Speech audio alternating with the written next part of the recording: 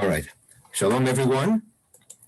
As we prepare for the coming of Chanukah, so I want to tell you what's motivated me to explore the issues that I'm going to raise today. Not just the question about the historicity of the vial of oil, which we've discussed, or I'm sure everybody's thought about from the time that we were children. But in general, the historical context of Chanukah has always sort of plagued me, and intrigued me. And I'm not much of a historian, so I have to apologize. Hi, welcome to UCLA. What was that? And sorry, I was getting rid of the music. That's okay. But I've been troubled by over the years by what was really going on in the 2nd century before the Common Era in Eretz Israel in Palestine, and what were the Seleucid Greeks. What were they doing? Now I think everybody knows a little bit of ancient history. We all study this. When Alexander died, Alexander had conquered, the world, and when he died, his kingdom was divided into 3. His generals divided the kingdom, and the main 2 competitors who sort of sustained their rule were the Ptolemies in Egypt and the Seleucids in Syria. And over the course of time, the competition between the 2 of them yielded numerous wars, the Syrian wars. I think 5 or 6 battles, and it was partly a question about who's going to dominate, and the other kingdom would be subservient, and in part, Palestine was caught in between, literally in between. But more significantly, I think that it was considered to be a main roadway between the north and the south, and one monarchy or the other really needed to dominate the passageway in order to control whatever trade and militarily in order to be able to send their troops abroad, etc. So there was sort of constant jockeying between the 2 monarchies, and the Jews were, as I said, were caught in between, and also had to make political decisions as with which kingdom to go. In other words, where to grant their loyalty, and if they made a mistake, they might suffer the consequences. So, but what sort of troubled me is, and I'm going to demonstrate this in a moment, is that, this was presented to us, the episode of Antiochus IV's persecution of the Jews as early form of anti-Semitism. And there's been a lot of writing lately, by the way, about the misuse of the term anti-Semitism. And I would caution us, about using the term in antiquity with abandon, certainly before the rise of Christianity, and even with regard to Christianity, I don't know if that's the term. It's a modern term, anti-Semitism. Anyway, but the real issue is there's no history among the Greeks of an attempt to dominate not just Judaism, in terms of anti-Jewish legislation, but any of the other cultures or religions that they had conquered. So the question is, what was it about the Jews that elicited this really harsh response? We'll see it in a moment.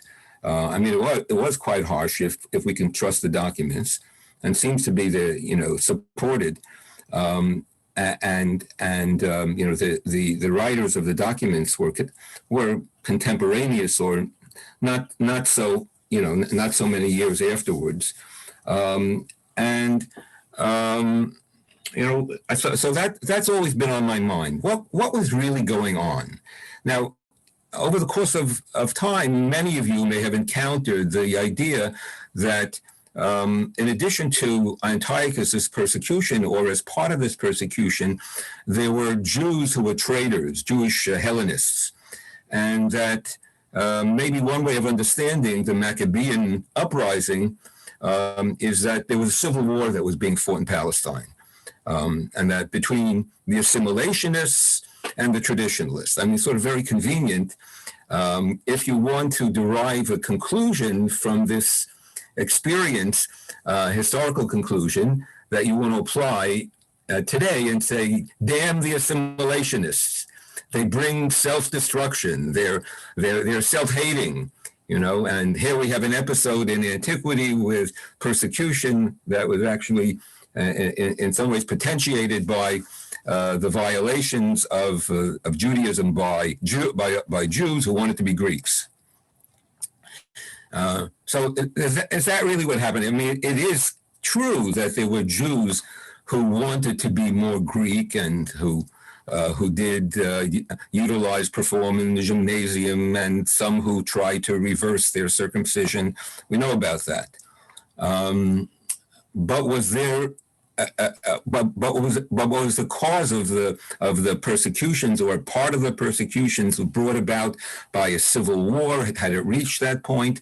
And what is it true to depict the Maccabees, the Hasmonean family, as these arch traditionalists who rejected, Greek culture completely? Just a little point to know, when Judah commanded and was victorious, so Judah sent a delegation to Rome. Now, the delegation that he sent to Rome was I forget the name of the person who led the delegation, was close to Judah. We know that. Maybe even, if I remember correctly, a relative. But in order to be able to represent Judaism or Jews in Rome, the envoy had to speak Greek. It means that even the arch traditionalists, I mean, it's not like today, the arch traditionalists themselves were completely aware of Greek culture, and they knew how to comport themselves when they presented themselves to royalty. So, can I interrupt you really quickly? I'm so sorry. Yeah, that your audio is a bit scratchy because when you teach, your volume gets louder, and so I think. Should I lower my volume? Like you're in your human volume. Okay. All right, Seidler. All right. I'll try to do that. Is this better? I think that sounds better. No? I'm also a little bit further away from the speaker. I think that's good. I think that's a good fix. Okay. Thanks, Chaim. I'm so sorry. It's okay. All right. Okay. I won't yell as much as I usually do. I'll try. So we have no indication that the Maccabees, or the Hasmonean family, completely rejected all aspects of Greek culture. Remember that Alexander initiated a process of Hellenization, which was not an attempt to usurp and to transform all subjects to Greek religion. What was required was to accept, the Greek, maybe the god, but you were completely, permitted. That's the wrong word, but to pursue your own tradition. There was no effort to promote uniformity and a type of and conformity. On the contrary, what was great about the Hellenistic culture was that it was interested and open to imbibing from the conquered peoples, the religions and the cultures that they had confronted. That's what made it so rich. That's why it was a great civilization. Just like later on, the Islamic civilization did not necessarily initially try to squash all the other religions. In fact, it grew because it was open to the assimilating from the groups that it conquered. So I've been puzzled by by what really happened and what was going on, more or less. I wanted to learn more about what was going on internally. And the truth is that Jewish historians are also, confront this dilemma. And with all the articles that I read, each one sort of promotes a different opinion, and there are different schools. So if you leave our learning today and you go back and you read one of the histories, Cherikov, or who's an older historian, or Bickerman, who was the first one to promote this idea of civil war, German historian who taught at Columbia and had numerous students, Elias Bickerman, very well known, or the Israelis today, Daniel Schwartz or Uriel Rappaport, who've written widely about this issue, among others. You'll see that they all struggle with this. And I have to tell you that of all the articles that I read, the one that I found to be most reasonable, well-reasoned, I should say, and that framed the issue in a sophisticated way was an article written by Eric Roon. Now, it so happens that Eric Roon is a professor of ancient history at Berkeley, I think emeritus by now. And in his later years, he devoted a lot of time to writing about Hellenism and the Jews. So you might find his work interesting and available and accessible. There are a number of books and many articles that he wrote on the subject. Okay, so that's a little bit of the background. And of course, in the course of I hope to get somehow to get to the issue of the vial of oil, what really happened, why it becomes so important. Because there too is a question. One of the theories is that the rabbis introduced the vial of oil to try to take the wings out of the sails of the military, the militancy, the seeming militancy of the Hasmonean family. So instead of emphasizing the military victory, our rabbis have a puny little vial of oil that we celebrate, sort of diminishing the emphasis on power and achievement, and therefore subordinating might to spirit. We're all familiar with that. In fact, next time I'm going to deal with it a little bit in Maimonides. But is that itself accurate? What was that? Why is this vial of oil story so important? What are they trying to get across? What are they trying to preserve? And indeed, there is a dimension of trying to diminish the focus on the military aspect or militancy. Militancy is a value. I think that's true.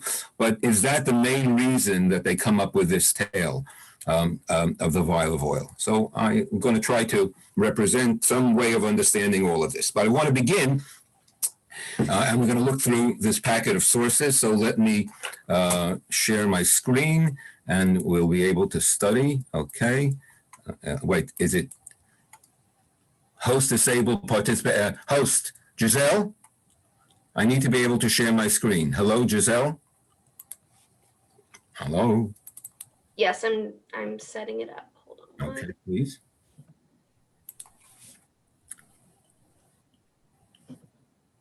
Are we okay? Yes. Okay. All right. And here it is. Okay. All right, everybody. Okay. So, all right. So I want to begin. The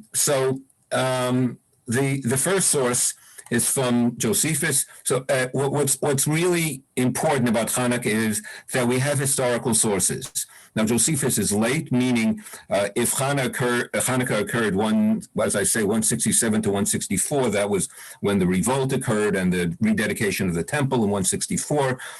So Josephus is writing 250 years later, about something like that.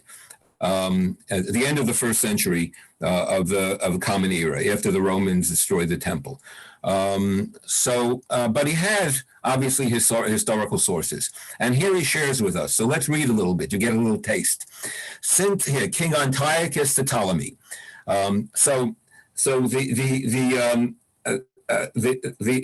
Antiochus had just defeated Ptolemy, or the Egyptian, and Jerusalem had been damaged in this latest war. I think what do they call, what is this? I think the Fifth Syrian War, whichever one it was.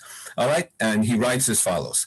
Since the Jews, upon our first entrance into their country, demonstrated their friendship toward us, this is Antiochus, the Seleucid Greek Syrian king writing, and when we came to their city, Jerusalem, received us in splendid manner, and came to meet us with their Senate, maybe an allusion to the Sanhedrin, if it existed in those days, right, or some leadership body. And there are many stories about the high priest coming to greet the Greek king, and gave abundance of provisions to our soldiers and to the elephants, of course, and joined with us in ejecting the garrison of Egyptians that were in the citadel.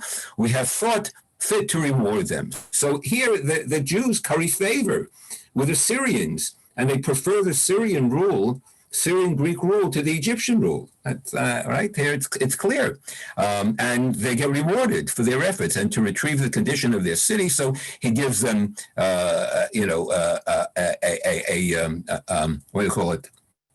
A stipend to be able to repair, to be able to look at this sentence. And in the first place, we have determined on account of their piety towards God to bestow on them as a pension for their sacrifice of animals that are fit for sacrifice. So in other words, they were given funds to be able to sustain the worship service in the temple. I would also have to work about the temple. I would also have the work about the temple finished and the cloisters, and if there be anything else that ought to be rebuilt. In other words, Antiochus is supporting financially the rebuilding of Jerusalem and the repairs in the temple, and also sustaining worship and giving the Jews a tax break, and that the city may the sooner recover its inhabitants. I grant a discharge from taxes for 3 years to its present inhabitants. Unbelievable. I want Jews to return to Jerusalem. I want Jerusalem to be a Jewish city. So says Antiochus III, right? That having defeated the Ptolemies, it shall, and look what else he says. He issues an edict. It shall be lawful for no foreigner to come within the limits of the temple round about, which thing is forbidden also to the Jews. So the Greeks are legislating a rule against the entry of Gentiles into the temple precincts, to which, by the way, Jews are at times forbidden. Only at certain times are they permitted to enter. So, but it's not merely a Jewish law here. It has the power of the King Antiochus's legislative force. And then there's a second letter. I'm not going to bother you by reading it, but it has to do with resettlement of Jews from a combat area, and another expression of the trust we have in them and the fact that they're loyal and they deserve my support, tax support, etc., etc. And it ends as follows. Now these testimonials which I have produced are sufficient to declare the friendship that Antiochus the Great bare to the Jews.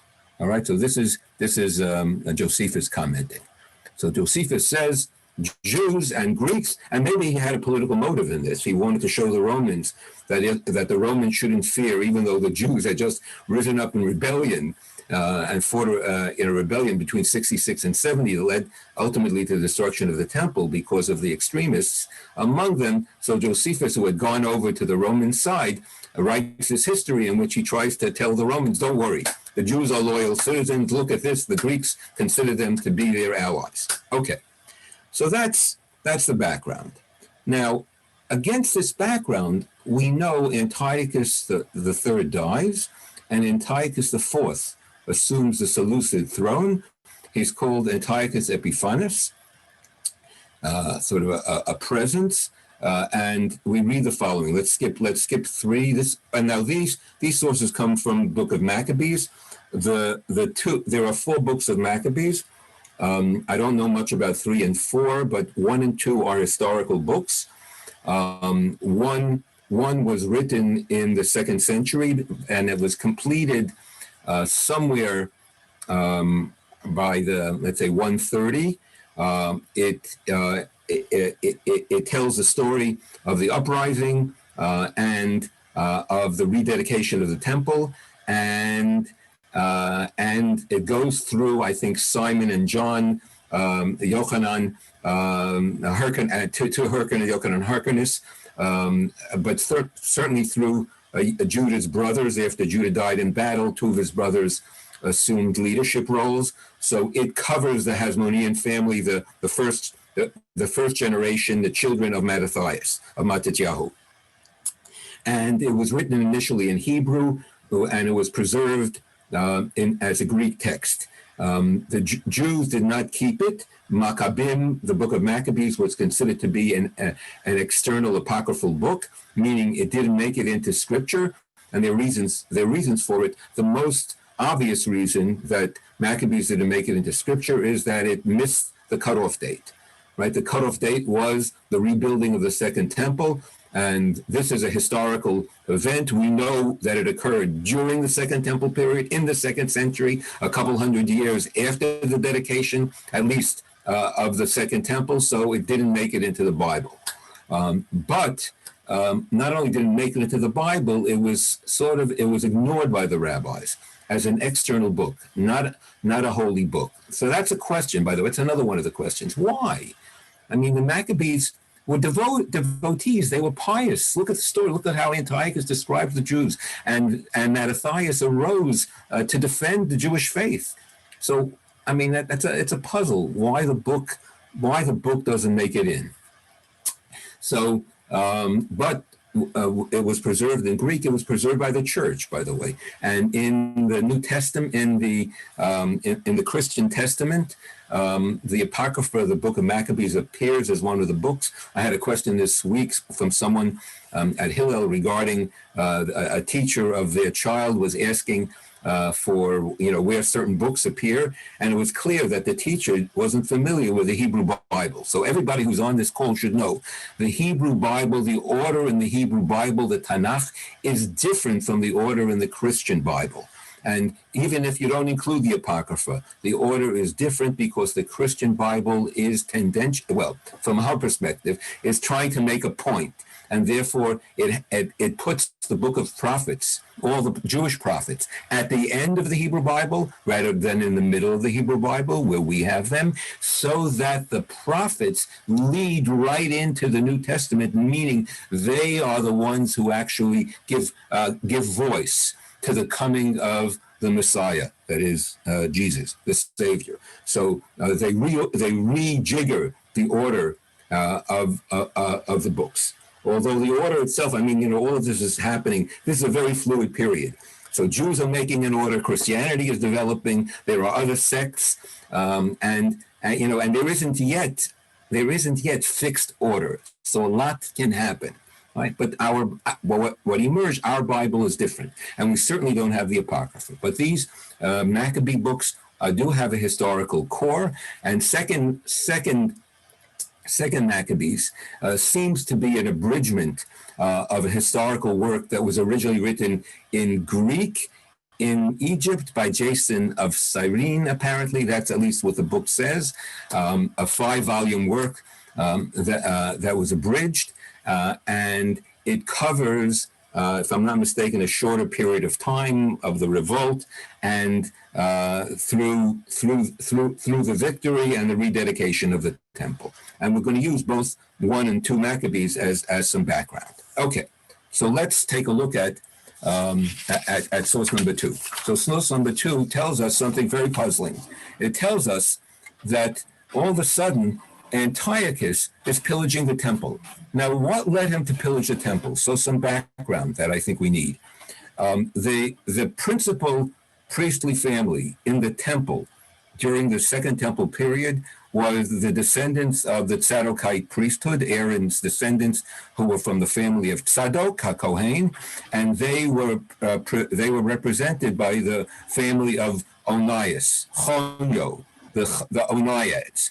Now, what happened in the 2nd century after Antiochus IV assumed the monarchy and the control of the Seleucid kingship, Onias was deposed by his brother, Jason. And Jason, part of the way, and this leads to a period of degeneration where the priesthood itself becomes for sale. It hadn't happened before. Let me make a comment on you. In other words, the temple, from my perspective, the temple structure was bound to be corrupted. In other words, there was something waiting to happen. The fact that it survived for so many hundreds of years in the first temple and the rebuilding of the second temple is a testament to the devotion of the priests who seemingly had some integrity, even though and we don't know a lot about certain periods. They lived off the temple treasury, and they're very questionable. So I want you to know nothing has changed historically. When you have a religious establishment that's tied in with power and control, and in the second temple, the leadership of the Jews was in the hands of the priests, because there was no monarch. Jews had no sovereignty. So the leadership and the ruling, the sort of the temporal rule and the spiritual rule was in the hand of the high priest. This is grist for corruption. And if the priests are involved in representing the people and collecting taxes on behalf of the dominant sovereign, then you know that their hands are going to be in the coffers eventually. I mean, maybe there's some honest ones, all right? But eventually it happens in every culture and in every civilization. And I would say that the temple was a catastrophe waiting to self-destruct. And maybe I'm a bit harsh, but I want you to know that, and I'm one of those who prays every day for the rebuilding of the temple in my daily prayers, and who's so happy that we have no temple. So all right, so I'm a contradiction, but what can I tell you? But I think we should be overjoyed that we have no temple, and you can think about it in very crude ways. I mean, where would they put all the plaques that people want up in the, if we had a temple today? So, and it's not a joke. So we did a lot better, and we're not doing so well with the synagogues that we built. We have too many plaques in those synagogues. So you see what the tendency is, and how that in every generation, a religious tradition, in order for it to be vibrant, has to renew itself. The spirit has to recover and be able to push back against the power orientation that's always a dimension of any establishment. Okay, so Jason usurps the priesthood, pays a bribe, helps the king establish a gymnasium in Jerusalem. So there is evidence of a type of process of Hellenization that hadn't existed, but it's the way in which, by the way, the Greeks operated in many of their cities, in the grand cities in which they ruled. They established there were Greek establishments that were open to the population. Jason encouraged Jews to become citizens, but there's no evidence that becoming a citizen, a Greek, or in line to be a citizen, required that they have to abandon and renounce their Judaism. So that's the question. There is no evidence of that. Although there may have been individuals or groups that did it voluntarily, this was not a demand of involvement with Hellenistic culture.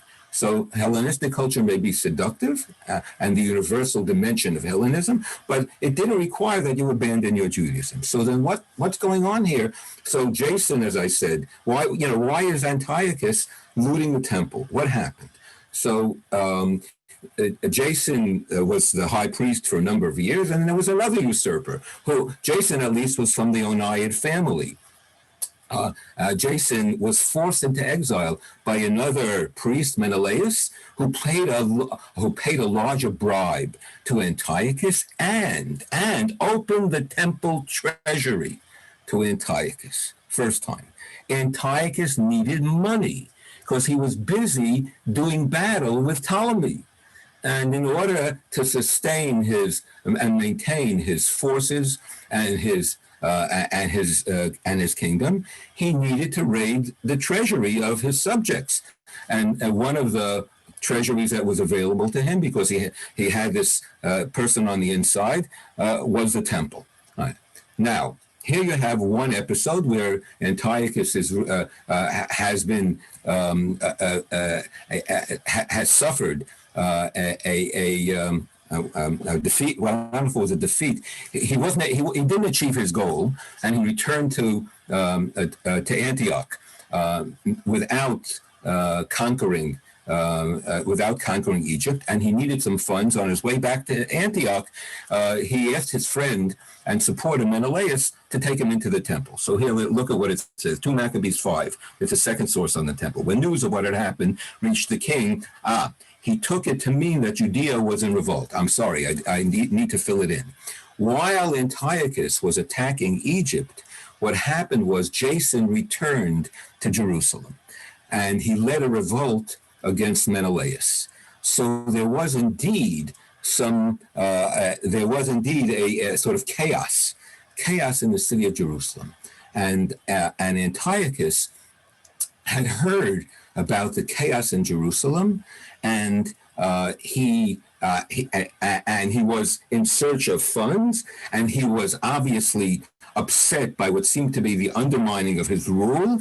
So he came back to impose order. So what happens? So raging inwardly, he left Egypt and took the city, that is Jerusalem, by storm. He commanded his soldiers to cut down relentlessly everyone they met and to kill those who went into their houses. In other words, the soldiers were commanded to follow the Jews into their houses. Then there was massacre of young and old, destruction of boys, women, and children, and slaughter of young girls and infants. Within the total of 3 days, 80,000 were destroyed. Not content with this, Antiochus dared to enter the most holy temple in all the world, guided by Menelaus, who had become a traitor both to the laws and to the country. So there's an implication here that Menelaus, who was the high priest, was no longer careful in his observance. By the way, with all the talk about Jason, Onias's brother, who usurped the high priesthood, there's no evidence that he in any way was lax in his Jewish observance, or certainly, in his observance of the primary laws of the Sabbath, for instance. He took the holy vessels. Listen to this. This is Antiochus.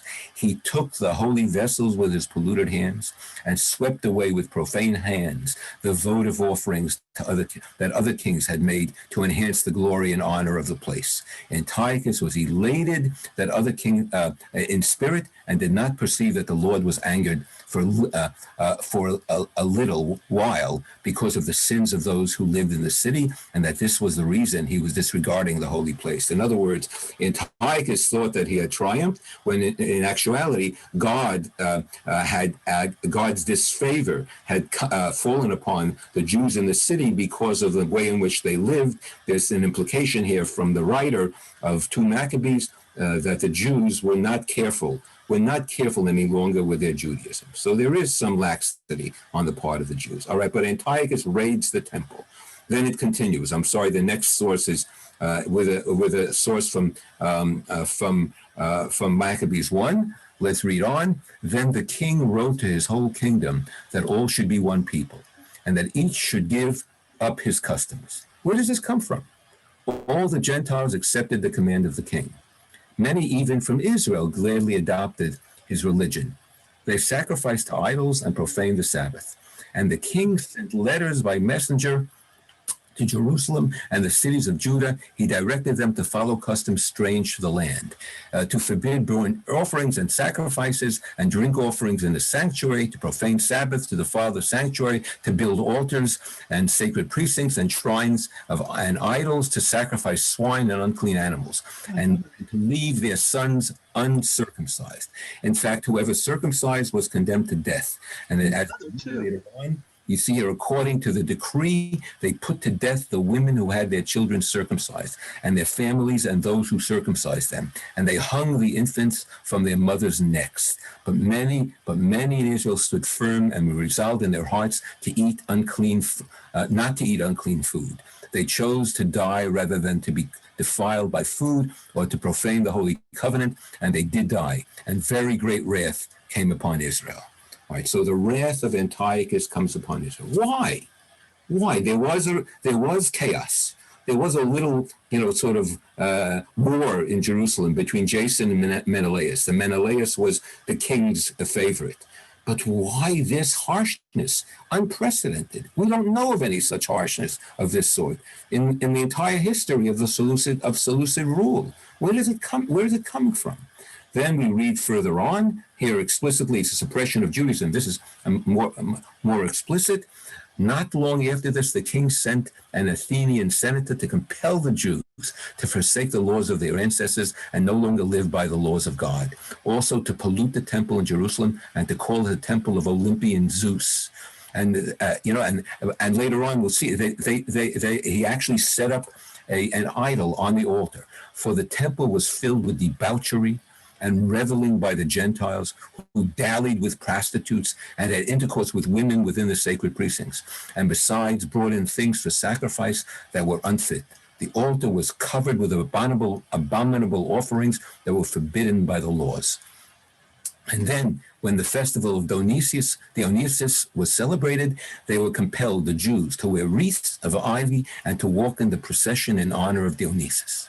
So, in other words, the Dionysian cult, the Jews were forced to participate in the Dionysian cult and to basically, the call is abandon their Judaism. Exactly what I said, the Greeks never demanded. That's the puzzle. Why did this happen? Others who had assembled in the caves nearby in order to observe the seventh day secretly, that's the Shabbos, were betrayed to Philip, who was the governor, the brutal, barbaric ruler that Antiochus had set up in Jerusalem, and were all burned together in the synagogue because their piety kept them from defending themselves. These were Jews, pious Jews. Maybe we read later, we don't know exactly who they are, about Hasidim, pietists in the second century before the Common Era, who wouldn't fight on Shabbos. Now, what you should know is, from what we know of the sectarian law, by sectarian law I mean the Dead Sea groups, the Book of Jubilees, that is the alternative traditions to what became established rabbinic Judaism, the general assumption was, the scuttlebutt, not the law, not the scuttlebutt, the law was, you don't fight on the Sabbath even to defend yourself. That was the rule. And you die if they attack you on the Sabbath. Now, you find this, I know you may find this to be unacceptable. All right, so eventually we'll see in a moment how it's dealt with. But what these Hasidim, the way they behaved, and the fact that the Greeks took advantage of them, exploited this. This was the traditional behavior of Jews prior to this moment, right? That you don't fight, you don't defend yourself, you don't violate the Sabbath for any reason. There's no justification for violating the Sabbath. Okay, I'll get to that in a moment. All right, now. What happened, this is the story that you're familiar with. It's 1 Maccabees chapter 2, and that's the story of Mattathias confronting a Jew. The Greeks had come to Modi'in, the small town. Remember this, the Maccabees, the Hasmonean family, known as the Maccabees, because Judah was called Hamaccabee, and it seems pretty clear that the Hebrew word Maccabee is related to the word which means hammer. So Judah, the Maccabee, is the Jewish hammer. He's the real Jewish hammer. I know there's a movie about the Jewish hammer.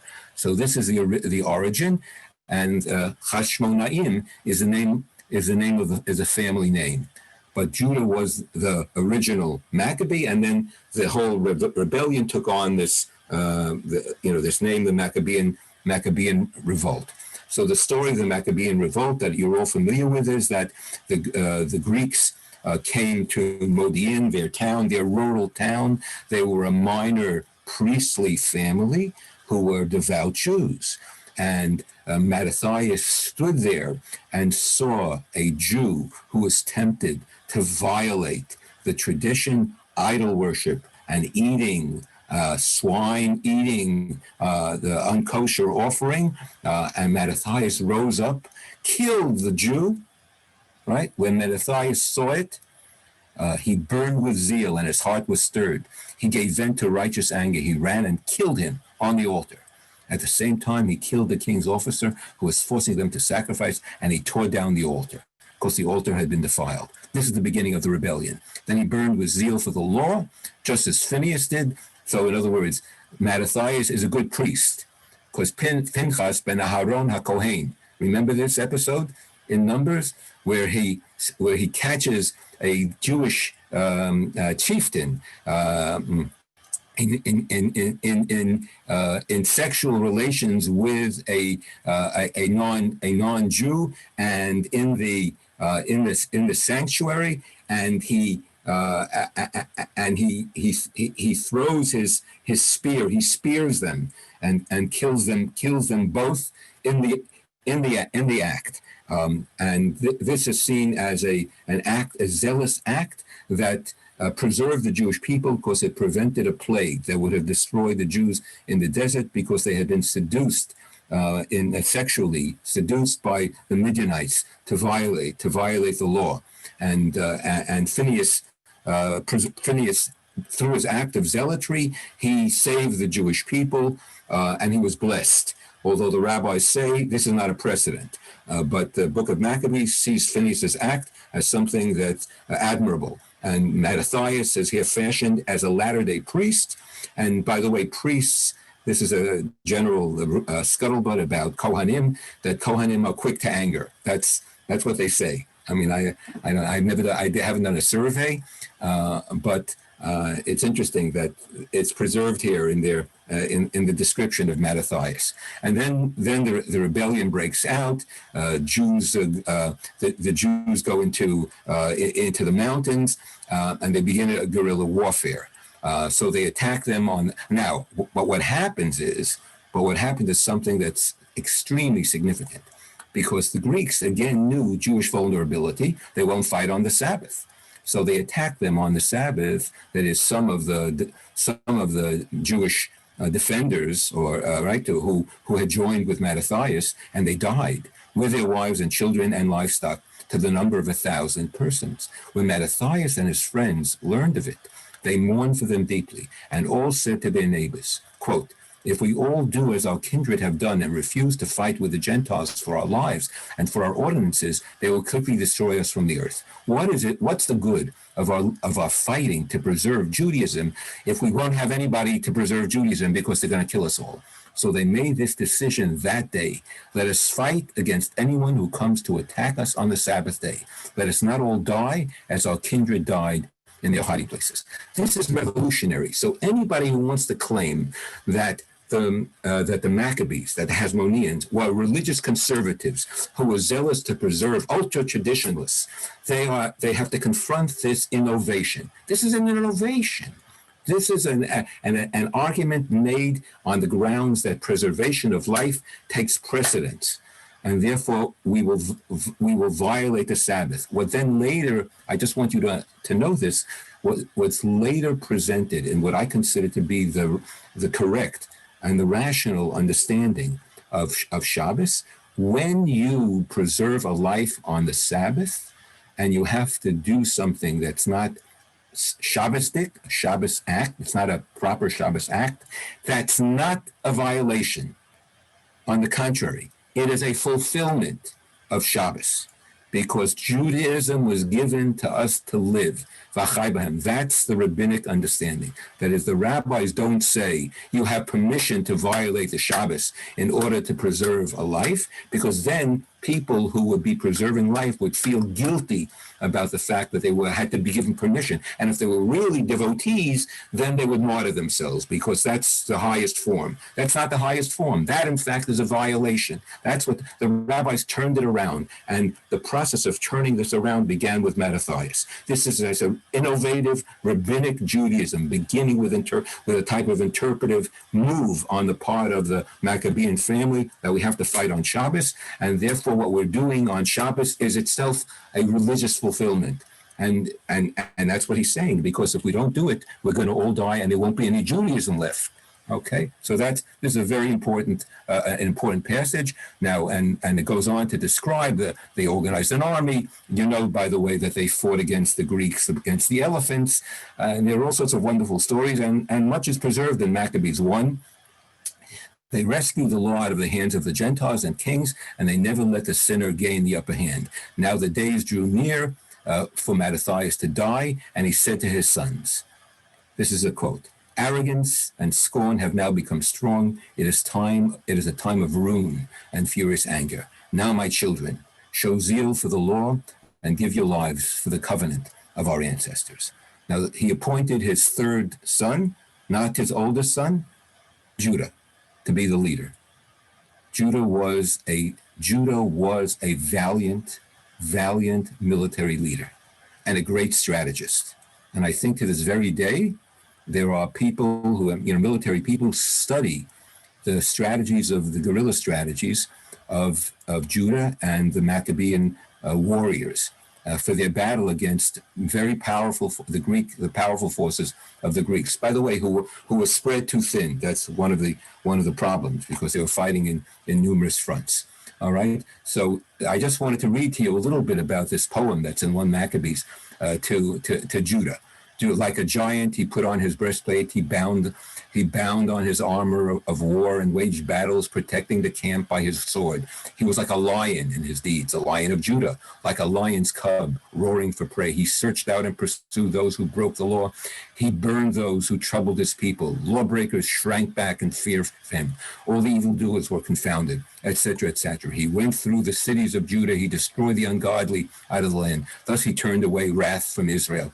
He was renowned to the ends of the earth. He gathered in those who were perishing. All right. Now, this great hero of our people is not mentioned once in the Talmud. So I just want to give this to you. Maybe some of you can come up with a good answer. Judah's name does not appear in the Talmud. Mattathias is mentioned once. In fact, the Hasmoneans aren't mentioned too many times, but Judah not at all. And he's the one who saved Judaism. All right, so that's one of these puzzles that we have to confront with this holiday, and this minor holiday that has become so major in our lives. Now, my friends, what is Daniel doing here in all these sources of the book of Maccabees? Now, Daniel is not a book that is much studied in Jewish settings. Certainly, I never studied it. And I always used to say about Daniel that it's the most Christian book in the Hebrew Bible, because it's apocalyptic. It's always about predicting the next world. There's a messianic allusion in the book, and there's magic in the book, etc. But from, I think, chapter 10 onward in Daniel, we're reading a historical account of the war of the Maccabean period, the pre-Maccabean period, and the lead up to the Maccabean revolt. And it's presented as a prophecy. But anybody who studies the book of Daniel must confront the fact that what's being described is not anything contemporaneous with what we assume to be Daniel's setting in the Mesopotamian court of Nebuchadnezzar after the destruction of the first temple, but something occurring hundreds of years later in the 2nd century when Antiochus is warring with Ptolemy. Now, this is the impression that we get from reading this, and I want to try to solve one of our puzzles here. What we read here is that Antiochus, the king of the north, does battle with the king of the south and comes up against him. But this is what's critical here, he shall return. It's presented as a prophecy, but it's actually a contemporaneous account. He shall return to his land with great wealth, but his heart shall be set against the holy covenant. He shall work his will and return to his own land. At the time appointed, he shall return and come into the south. That's Egypt. But this time, it shall not be as it was before. By the way, in one place, the author of Daniel slipped, and instead of using south, he actually says Egypt. So we know what it's about. There's no hiding from the facts. What happened? So Antiochus goes, He finally, he set his army is mighty, and he wants to conquer Egypt once and for all. This is the beginning of the Sixth Syrian War, and he wants to establish his hegemony and his leadership in the Middle East. What happened? For ships of Kittim shall come against him, and he shall lose heart and withdraw. He shall be enraged and take action against the Holy Covenant. He shall turn back and pay heed to those who forsake the Holy Covenant. What's happening? This is the key. Antiochus was humiliated. He had come to Egypt. He was at the gates of Alexandria. We know that from the Book of Maccabees, and we know from his own sources. And the Romans, who were then the empire in waiting, waiting to assume their dominance, sent an envoy, Lennius, to confront, because they didn't like this. They didn't like this chaos in the Middle East. It upset the trade routes, and it upset their relationship with the Ptolemies, and they wanted things to be stable. And Antiochus was a destabilizing force. So the Romans send an envoy, and the envoy presents Antiochus with a demand that he abandon his plans to conquer Egypt and leave Alexandria immediately and return to Antioch. Antiochus says, and we see this in the book of, I think in the Book of Maccabees, we have the episode. He says, give me a couple of days, or is it even here? To give him some time. What happens instead is that Lennius takes his cane and draws a circle around Antiochus and tells Antiochus, you will not leave this circle until you give me an answer. And Antiochus is actually brought down. He's humiliated, and he leaves with his tail between his legs, and he returns, and he's on his way back to Antioch. Now, this is the setting for the pillaging of the temple and for his evil decrees. What happened was Antiochus understood that the Romans had undermined him, and his capacity to rule over his part of the empire was now in question, because what happened is he was brought to his knees by the Romans as he was on the verge of his conquest, of asserting his power. So he understands, I have to do something to recapture my image, to recast my image, to assert my power and my control. And the victims of his rage after his humiliation are the Jews, because he has a good excuse. There's some battle going on in Jerusalem between Menelaus and Jason. So he comes to intervene. He asserts his control, and what he does is he sends a message to his empire. No revolts, no revolutions, no people who are going to go on observing in their own traditional ways. Everybody has to observe in the Greek way, because I'm in control. These are the acts of an autocratic, weak king, who, because of having been weakened, has to try to demonstrate artificially his power. We know this also because when he gets back to Antioch, he creates a spectacle, a grand parade of his forces and of foreigners, and he has Jews marching through wearing wreaths, so that it's clear that the Greek way is a dominant way. So the puzzle about why Antiochus IV, the evil Antiochus, issued decrees against circumcision, against the Sabbath, against Judaism, and basically threatened to wipe out Judaism, was not because the Greeks hated Jews or because the Greeks hated Judaism, but because Antiochus, who flew into a rage, it's a destructive tantrum, right, of a leader. We know about that.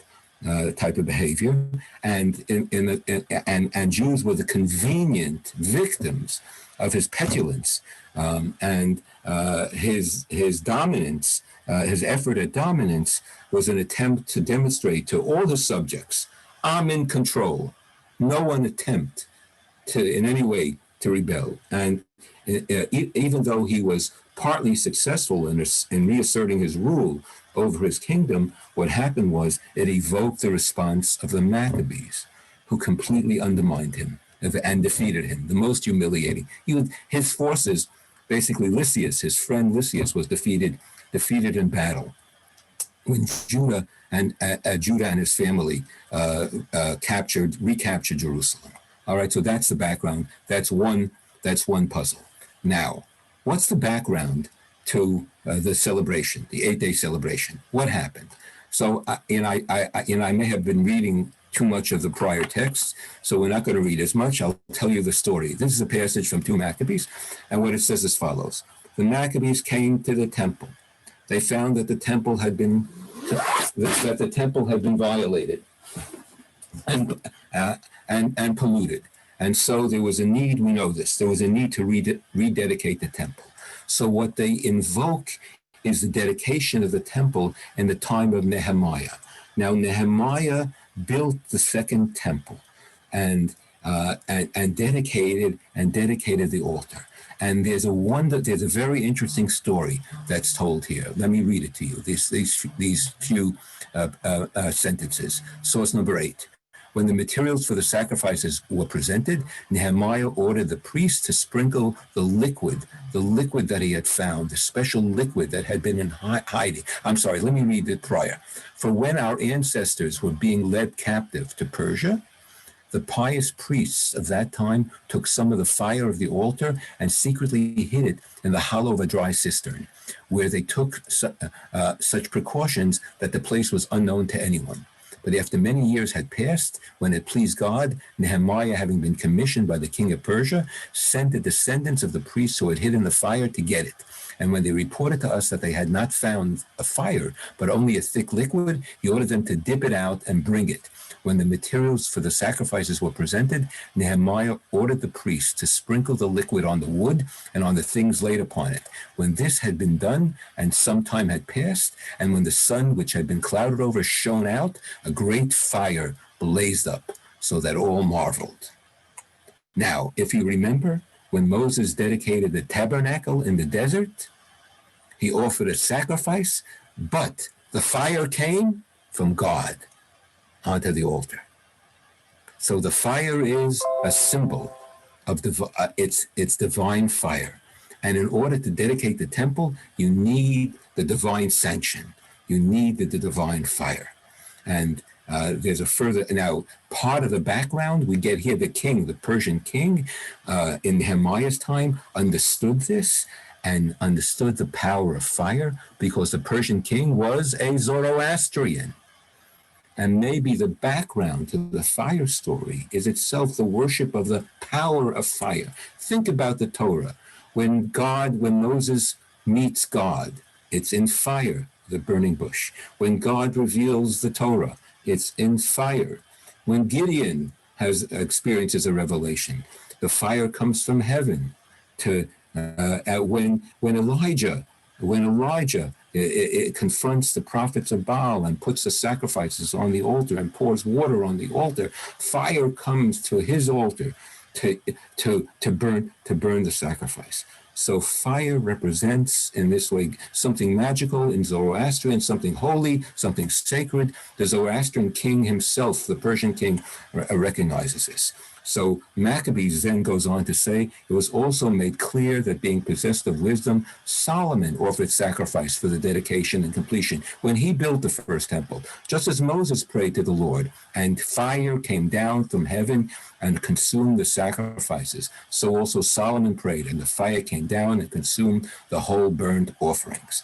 So the Maccabees were looking for the source for the fire that they were going to bring into the temple to renew and to dedicate, or they understood that they themselves had to somehow bring about some act that would recall the act of dedication to legitimize the dedication of the altar.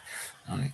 And that you have here the description of the Maccabees coming and rededicating the temple in 2 Maccabees. Listen to what it says. It happened that on the same day on which the sanctuary had been profaned by the Greeks, the purification of the sanctuary took place. That is on the 25th day of the same month, which was Kislev. They celebrated it for 8 days with rejoicing. Now, and all of a sudden we have 8 days. Now we know, by the way, that Solomon dedicated the temple 7 days, and there was an 8th day involved. We're not sure if that was part of the celebration. Moses in the tabernacle, a 7-day dedication ceremony. So it's almost 8 days. Hezekiah rededicates the altar when he's the king. That's 8 days. So there's some tradition about 8-day dedication. So the Maccabees rededicate the temple, rededicate the altar, celebrate for 8 days, but they give it another context in the manner of the festival of booths, Sukkot.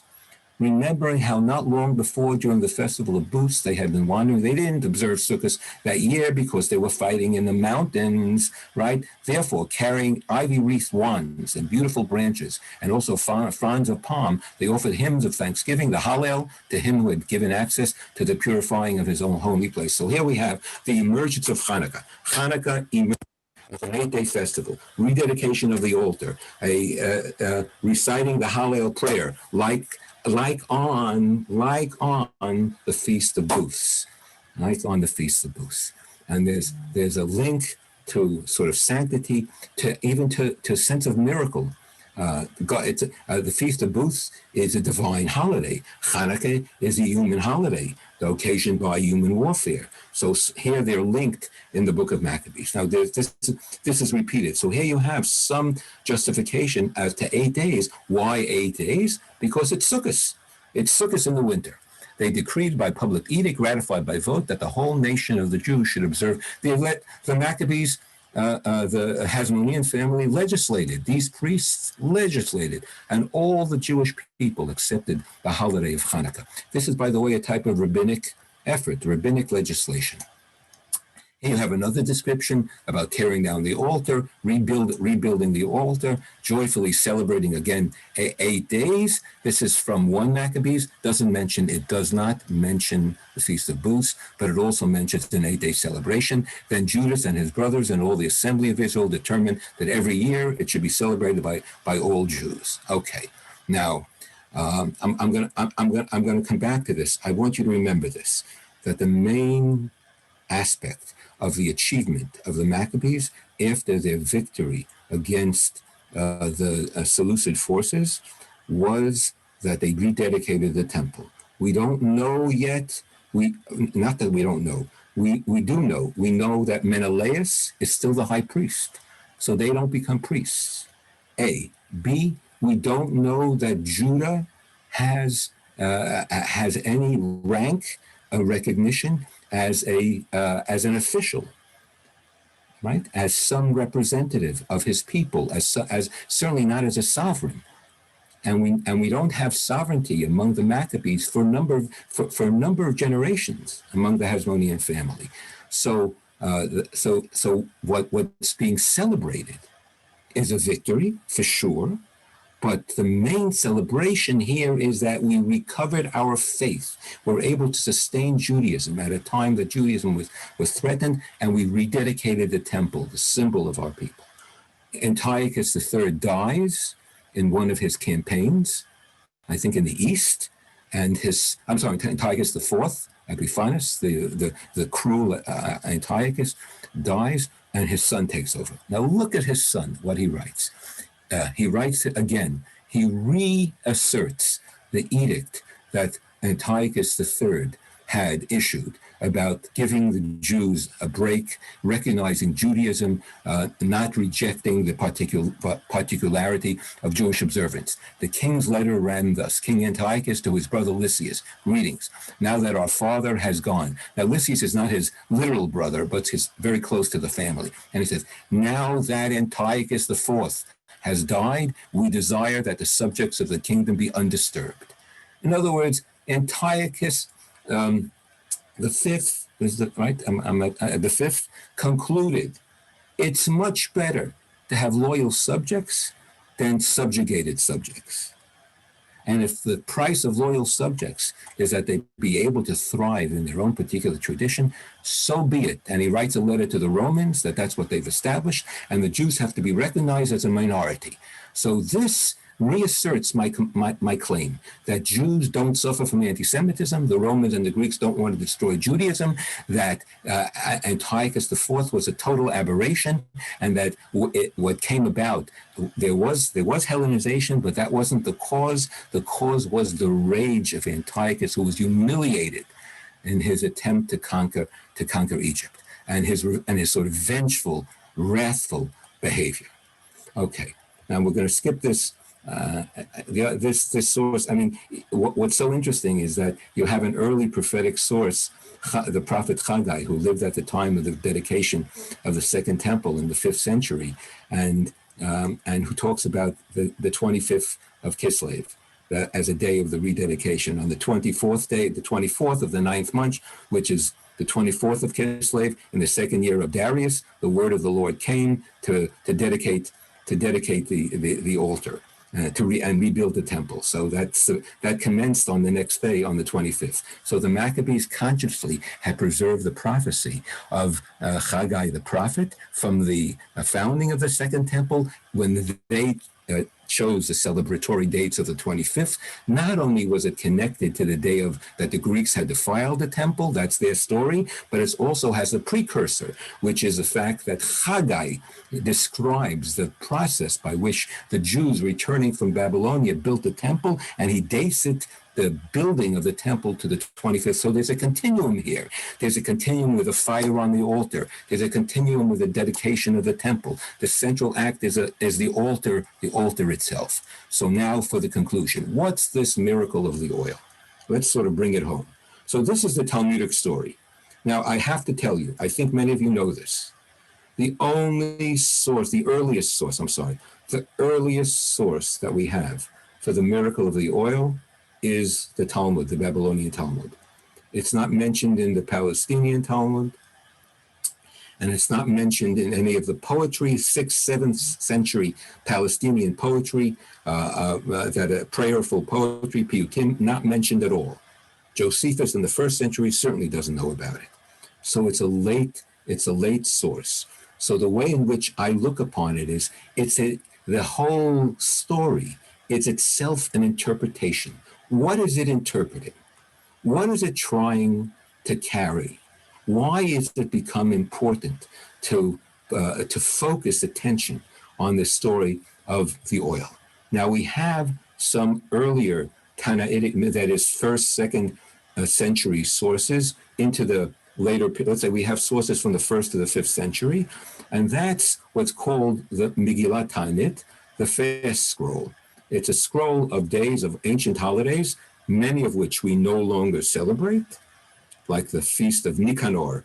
That was a general defeated by Judah Maccabee. We don't celebrate that day. It's mentioned in the Book of Maccabees, and it's a day on which you're not permitted to fast. And Chanukah is mentioned in the scroll.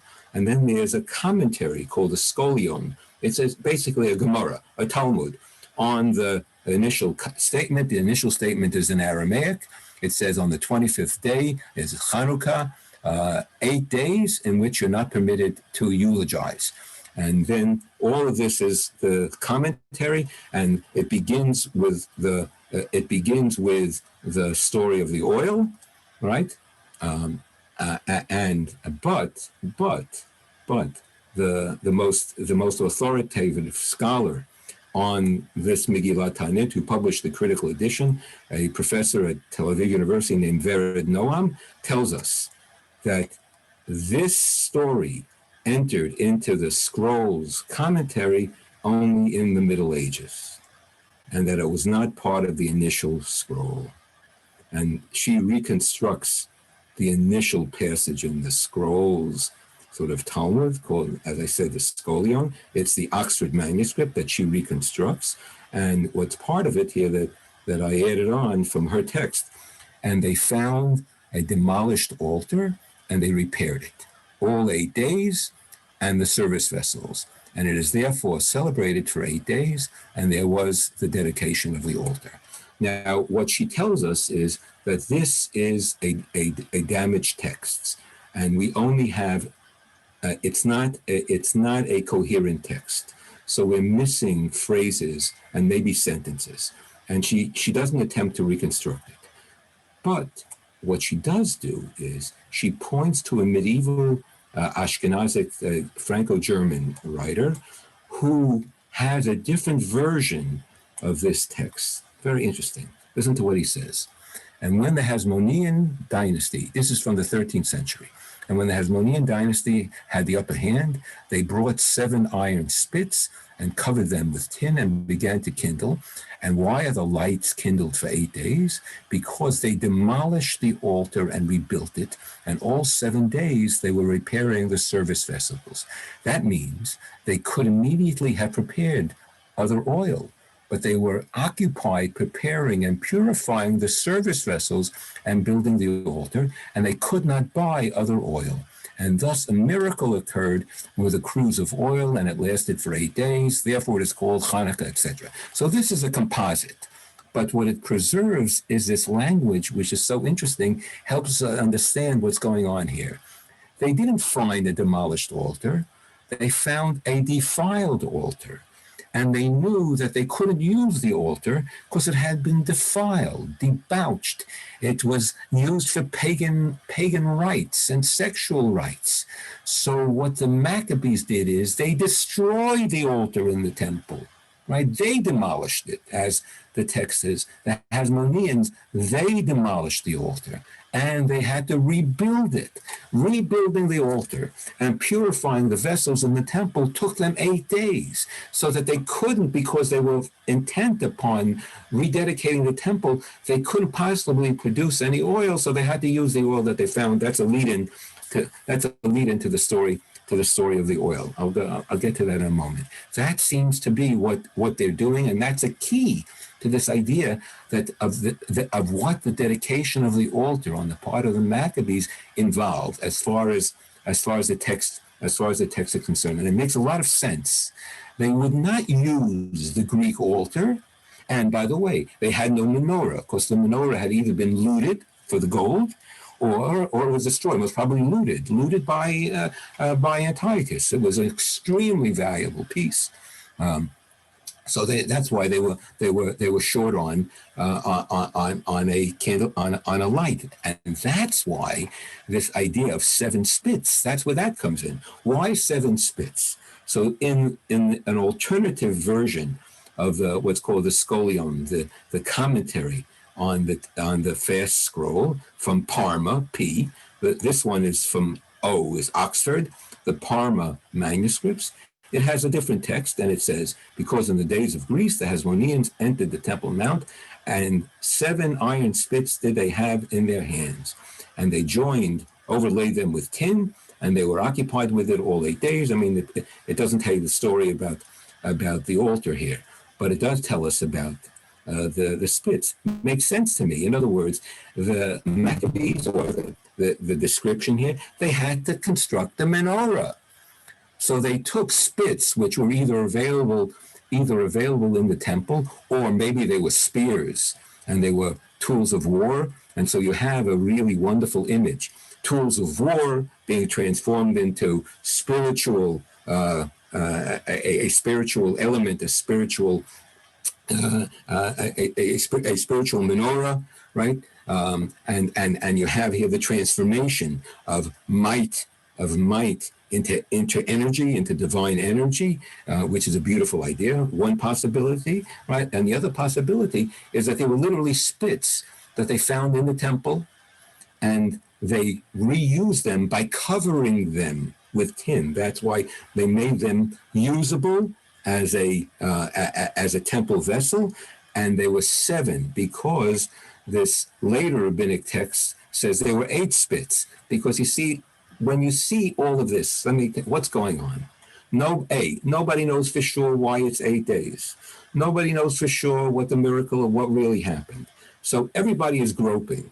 So this text gropes and says they brought 8 spits to make the menorah and light it, and therefore we celebrated 8 days. But every one of you knows that the temple menorah had 7 branches, not 8 branches. That's why the story here of the 7 spits makes some sense, and that gives us an idea that they had to construct something artificial because they didn't have a natural menorah to utilize in the temple in order to begin the worship service. But the main story, it seems to me, the main act and the place of extreme pollution was the altar. And the name Chanukah has only one meaning. It's the rededication of the temple altar, of the temple service. And that becomes sort of central in the story. So I'm going to come back to this in a moment. Just want to mention Josephus, just so that you see Josephus, and I'll pull this together. So you see Josephus in Antiquity says that they unexpectedly had regained the freedom of their worship, and they made it a law for their posterity that they should keep a festival on account of the restoration of the temple worship for 8 days. And from that time to this, we celebrate the festival and call it lights. I suppose the reason was because this liberty beyond our hopes appeared to us. And that thence was the name given to the festival, lights. In Hebrew, Chag HaUrim, the Feast of Lights. So Josephus doesn't know anything about a vial of oil, first century, 200 years and plus after the Maccabees, but he knows that it's a festival of lights. All right, so let me say one thing about what's happening here with the altar. It seems to me that the story of the oil is if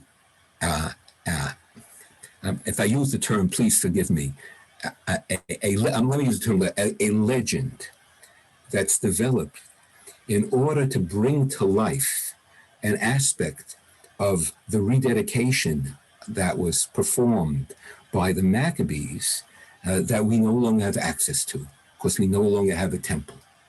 So we can't be involved in an altar ceremony and in sacrifices, but what we can do is we can reenact a ritual of illumination, of using fire, of calling forth divine fire, which we call miraculously because the vial of 1 day oil lasted for 8 days. This is the fire from heaven, the latter-day fire from heaven that we draw down into our menorahs to reclaim, to reenact, to remember the fire of dedication on the altar. And fire becomes this symbol of not only of divine power, because it can be, first of all, we know this, it's a gift of the gods. And Prometheus had to steal the fire. And God, as in Genesis, Rabbah, in the Midrash on Genesis, we're told that at the end of the Sabbath, God gave the fire as a gift to Adam. So we celebrate this divine gift, which has the power of destruction and the power of life in it. And it represents in its sort of spiritual energy form a way of conjuring up the divine presence magically and connecting us through the Chanukah menorah to the temple act of dedication of the Maccabees. But that's not all, my friends. The Midrash was given to us to close off our discussion. And the Midrash in the Talmud says the following. Our rabbis taught, Adam saw that the days were getting shorter, right? And he said, it's December. Oi! I'm sure he said, oi. Perhaps because I was corrupted, the world is getting dark, right? We sinned. Maybe the world is, the world is collapsing and returning to chaos. And this is the death which was decreed upon me by heaven, right? Remember, that's what they say. If we eat of the tree, we will die. Yeah. He stood and he waited 8 days in fasting and prayer. When he saw the period of Tevet, that was when he survived Kislev, the month of Kislev. And the next month began, and he saw that the days were growing longer. He said, this is the way of the world. So he realized that it gets darker, and there's rebirth and renewal. He went and he made an 8-day festival. The next year, he made these and these. These are the Greek names, Calenda and Saturna, Saturnalia, 2 Greco-Roman festivals unto holidays. He established them for the sake of heaven, and they established them for idolatry. All right, that's a gloss. I'm gonna comment on that. This is a wonderful, wonderful way to understand what Chanukah is all about. Chanukah has a historical reference, absolutely, the Maccabees, but it has a natural setting. It's a winter lighting festival. All cultures have a lighting festival as they approach winter solstice, and they imagine the death of the world. And there's a sense of worry, and there's a sense of doom and gloom in the darkness of the days. And there's a need to be revived and to be in contact with the light of creation itself.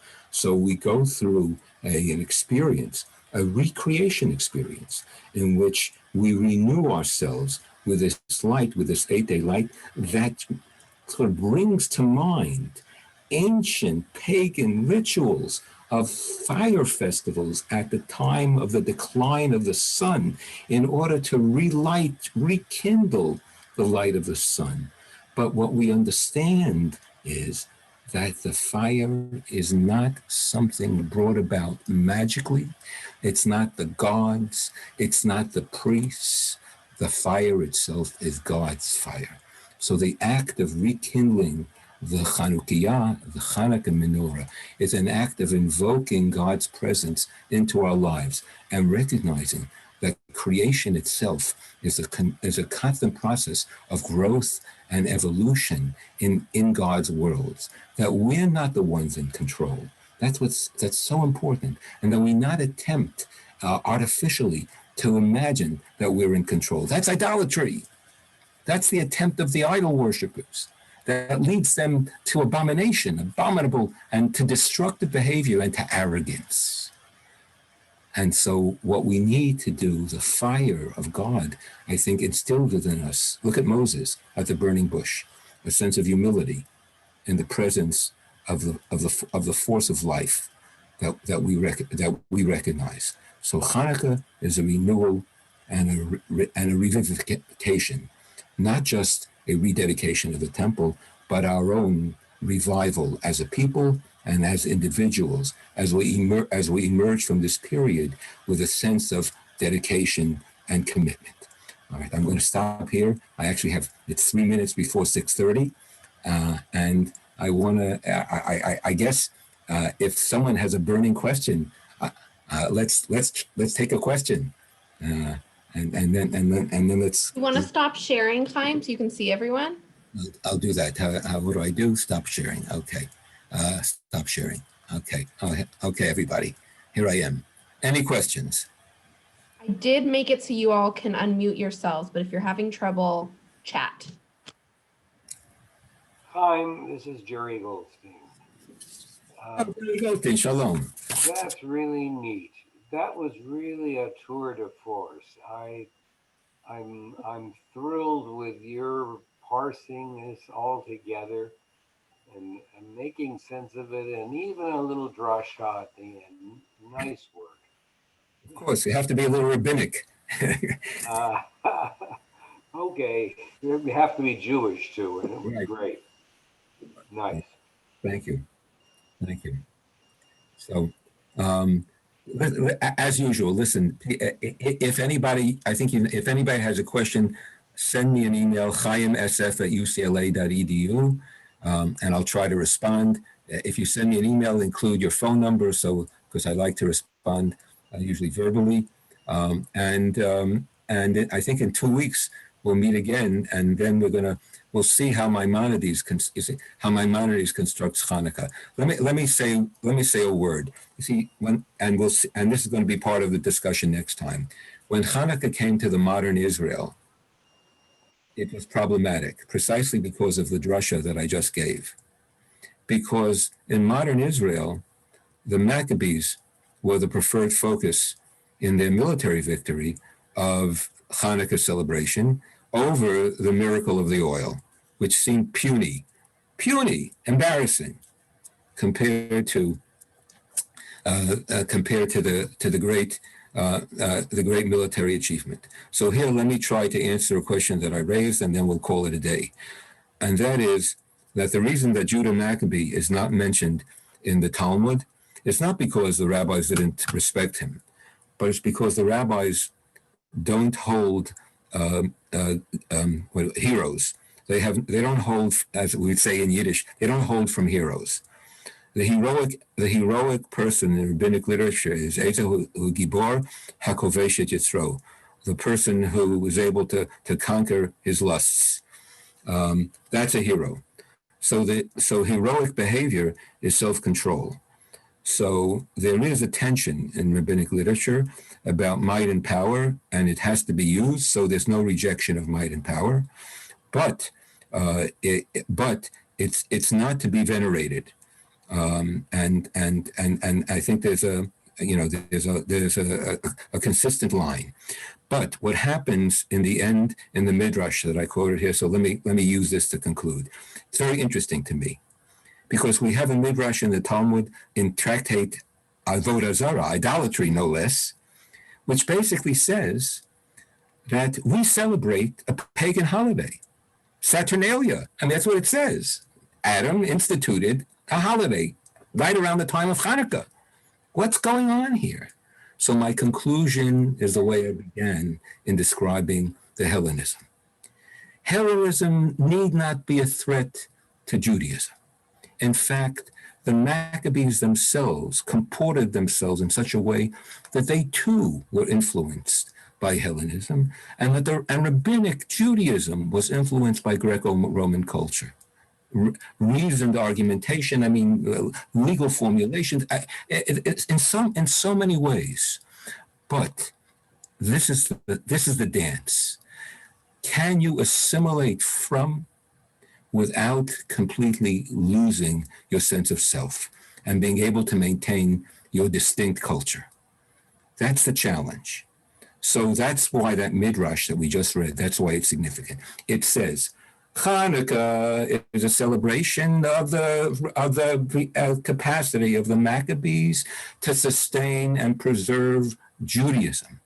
But it wasn't a preservation of Judaism against the world.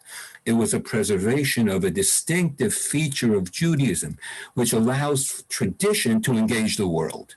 And that's our challenge throughout the generations. How can we continue? In fact, I would say the following. Judaism itself could not have survived if it wouldn't have continuously assimilated and refashioned and Judaized the elements of the dominant culture. That's what that midrash says. They do it to idolatry and we do it to God. But we basically are celebrating the same thing, but we refashion it in a Jewish way and therefore preserve it, even though it looks like it's something that they do. So we're open to the world. We learn from the world. And at the same time that we learn from the world, we try to preserve distinctive features and values, most important, and the values that Judaism tries to bequeath. In fact, we do so with a sense that we have something significant that we don't want to lose. That's why we want to preserve Judaism, not for power, not for might, but because of the deep nature of this tradition that is life transforming. All right, see you in a couple of weeks. Shalom, shalom. Bye, brother. Bye, beloved. Bye-bye. Bye-bye. All right, thank you, Chaim. It's Fred. How are you? Julie and Barry. Julie says, I'm sorry that it's so Thank you. Thank you. Thanks so much. Thank you. 84. I see. bye, bye, Rabbi. Bye. We'll play some more music next time. Okay. Beautiful, Chaim. Beautiful, Chaim. Toda rabba lechem. Toda rabba. I love you. Thank And thank you, Giselle, for coordinating. you. Thank you. And hi to Johnny and Hope, who disappeared. Uh-oh. Thank you. Good night, everybody. Bedtime in night. New York. Bye. Bye-bye. Bye-bye. Bye.